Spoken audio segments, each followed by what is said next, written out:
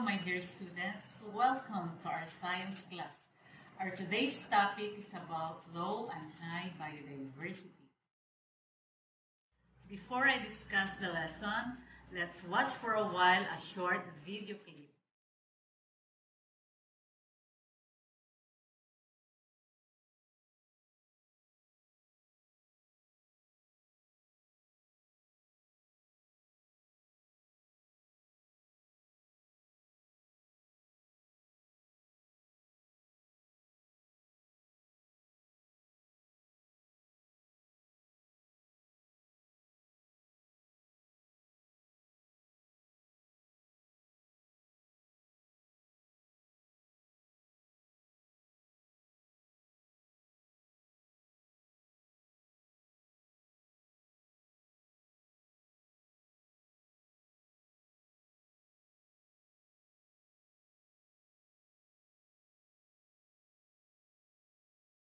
Alright, what can you say about the video? If you say it speaks of biodiversity, congratulations. Anyway, what is biodiversity? Kung ating babalikan, biodiversity is a short term for biological diversity, which means variety and abundance of life forms within a species, a community, an ecosystem, or the biosphere. Ibig sabihin, merong iba't ibang klase ng organisms o buhay ang makikita dun sa place or environment na yan. In the previous video clip that you have seen, it shows the 3 levels of biodiversity. As a review, let's do activity number 1.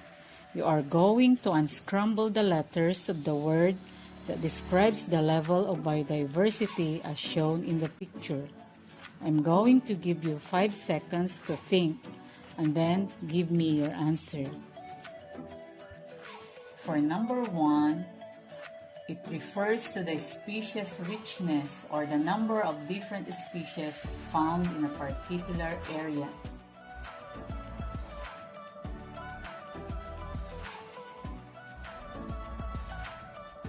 Answer: species diversity. This is an example of species diversity. Number 2, this refers to diversity in the genes of each organism. Answer: genetic diversity. This is another example of genetic diversity. Number 3, this refers to the variety of communities that exist in their natural environment. Answer: ecosystem diversity. For today's lesson on high and low biodiversity, you are going to learn the advantages of high biodiversity in maintaining the stability of an ecosystem. Specifically, you should be able to differentiate low from high biodiversity, identify ecosystems with low and high biodiversity, create a graphic organizer to explain the advantages of high biodiversity and disadvantages of low biodiversity, predict what will happen to an ecosystem with low biodiversity. For our next activity, you are going to identify whether the ecosystem shown has high or low biodiversity. Number 1, cornfield. Low or high biodiversity?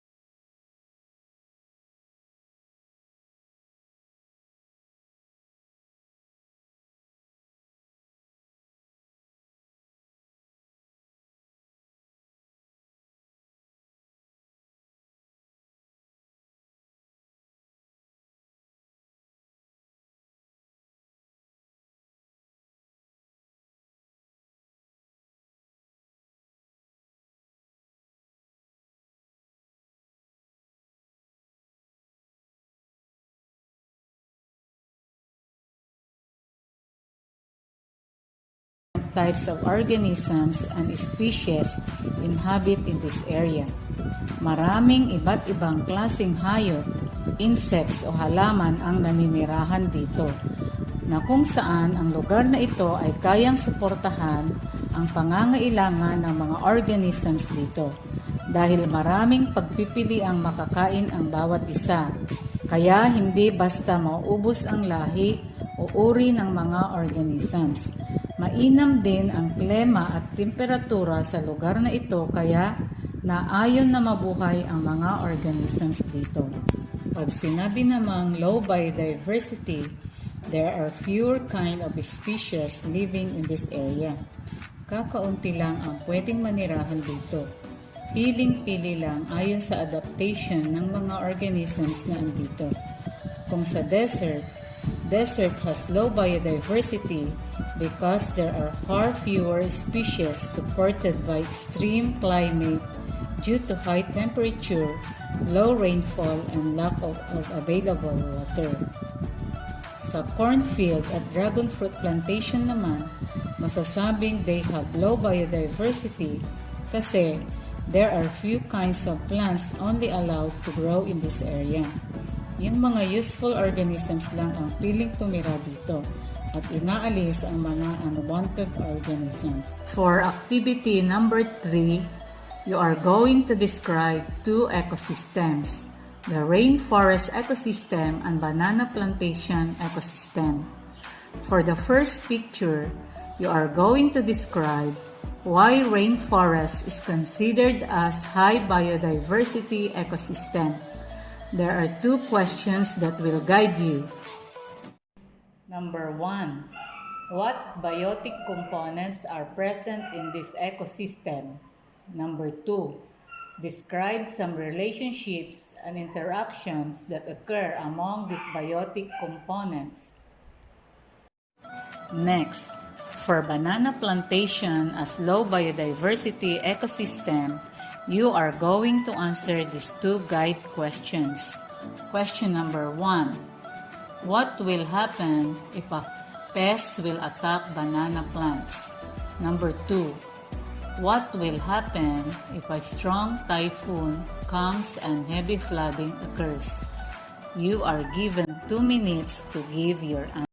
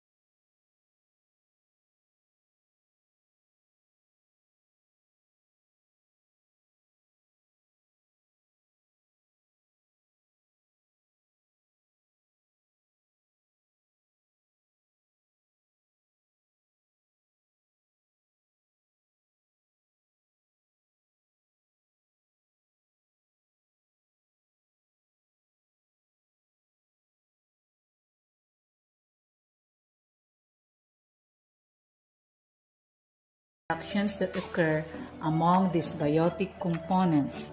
Here is the answer. Rainforests are the most diverse ecosystems on Earth.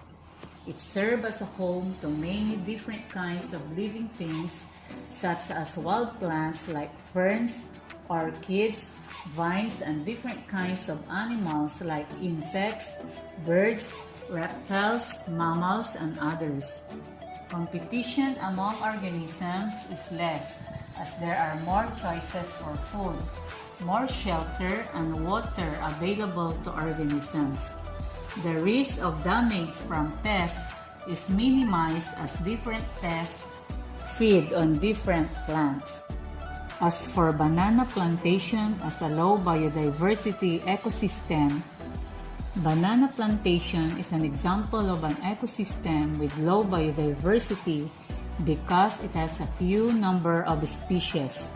At most, banana plants are kept relatively free of other organisms like weeds, insects, worms, and other pests. Chemicals and other means of getting rid of these organisms are used. Whenever possible, only the banana plants and useful soil microorganisms are allowed in the field. Competition is severe since there are only few kinds of food to eat by the organisms, so there is a greater possibility of species extinction. Again, the questions are, what will happen if a pest will attack banana plants? Answer. When pests attack banana, it destroys the crops. It can either make the plants dead or infest the plants and the fruit it bears. This possible effect can lead to spread of disease. Number 2 question. What will happen if a strong typhoon comes and heavy flooding occurs? Answer. If a strong typhoon comes and heavy flooding occurs, several things could happen. People could die from drowning, homes could be ruined, and landslides could occur. For the next task, we are going to analyze the diagram. This food web has low biodiversity. A disturbance hits. A drought happens and kills all the grass. Question. What do you think will happen to the rabbits and to the foxes? Answer. Rabbits eat grass. Naturally, the rabbit population will decrease and eventually become extinct if there will be no grasses for them. Possibly, they will migrate to other places where the food is available. What happens to the foxes? They will also die. Because the place has low biodiversity and it is unstable, one change can have a huge effect on all the species. Kagaya rin ito ng palayan, na kapag nawala o naubos ang snakes, dadami ang mga daga nakakain sa mga palay. Magiging unstable ang palayan dahil nagkaroon ng imbalance sa ecosystem na to. Ano ang implication nito? Sa ecosystem, may kanya-kanyang role o papel na ginagampanan ang bawat organisms at dapat balanse ito para maging stable ang lugar na yun. Ngayon, tignan ko nga kung naintindihan ng mabuti ang lesson natin about high and low biodiversity. For the next activity, using a graphic organizer, give advantages of high over low biodiversity. You are given 2 minutes again to prepare your answer. Go!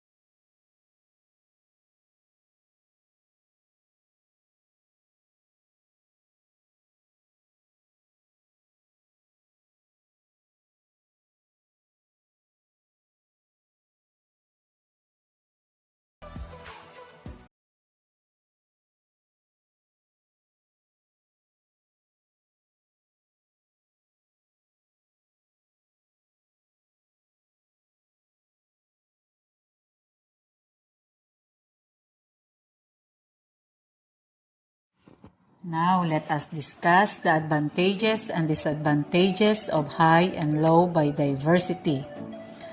So, ang advantages ng pagkakaroon ng high biodiversity is more sustainable, na ang ibig sabihin ay may kakayahang mapanatili ang buhay ng mga organisms na nakatira sa ecosystem na yon. Pangalawa, sa high biodiversity, many species or organisms will thrive in that habitat. Maraming mga organisms ang titira dito dahil kaya silang masuportahan ng ecosystem na ito, kagaya ng pangangailangan nila sa pagkain, shelter, at kaya nilang makibagay sa lugar na ito. At dahil dito, humans, animals, and other organisms will benefit a lot. Kagaya ng humans, dito tayo makakakuha ng ating pagkain, medicines, industrial products, at iba pa. Kaya, there will be a high chance that more organisms will survive. High ang rate of survival because their needs are available and satisfied by the good condition in this ecosystem. Because of the favorable condition in this high biodiversity, plants and animals are capable to reproduce more offspring and will create continued existence. As for low biodiversity, ang disadvantages nito ay una, less sustainable, na ang ibig sabihin hindi niya kayang suportahan o mapanatili ang buhay ng mga nakatira dito. Dahil nga, only few or sometimes no organisms will thrive in that habitat. Kasi nga, kakaunti ang kanilang pagkain o hindi maganda ang kondisyon sa lugar na yun. Kaya, only few organisms will benefit. At high ang chance that more organisms will not survive.